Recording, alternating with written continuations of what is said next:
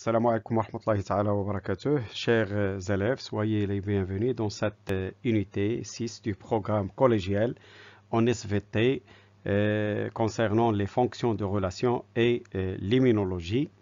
Cette unité sera bilingue et sera sous forme d'un ensemble de séances courtes et ciblées.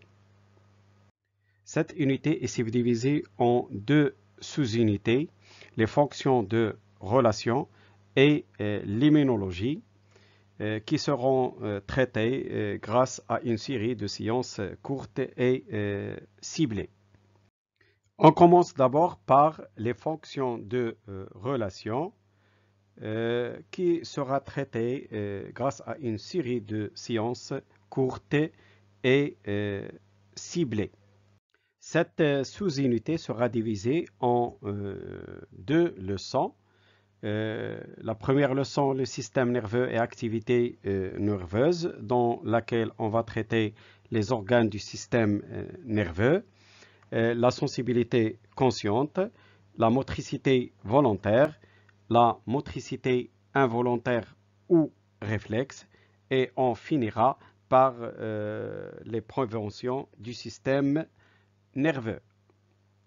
Dans la deuxième leçon de cette sous-unité, appareil musculaire et exécution du mouvement, on va répondre aux questions suivantes. Comment fonctionnent les muscles pour sécuriser les mouvements du corps et quelles sont les caractéristiques des muscles qui leur permettent de jouer leur rôle. En troisièmement, on va s'intéresser à la structure du muscle squelettique et exigence de contraction. Et enfin, on va étudier la sécurité du système musculaire ou bien la prévention du système musculaire. En deuxième sous-unité, l'immunologie, qui sera traitée grâce à une série de séances courtes et ciblées.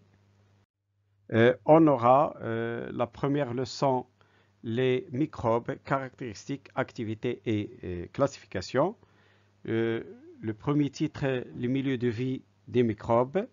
Deuxièmement, multiplication des microbes, c'est-à-dire les modes de multiplication. Et troisièmement, les utilités des microbes. Quatrièmement, les dangers des microbes. Et enfin, la classification des microbes.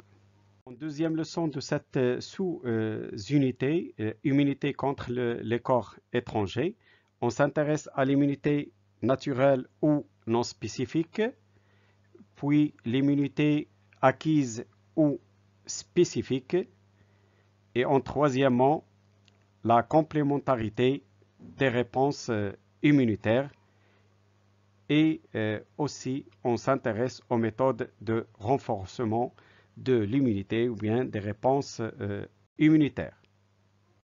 Dans la troisième leçon de cette sous-unité, l'immunologie, on s'intéresse aux troubles immunitaires et on va étudier les allergies, leurs causes et leurs effets, et aussi le sida, syndrome immunodéficience acquise, et son influence sur le système immunitaire. Dans la leçon 4, on va s'intéresser à quelques problèmes immunitaires tels que la transfusion sanguine.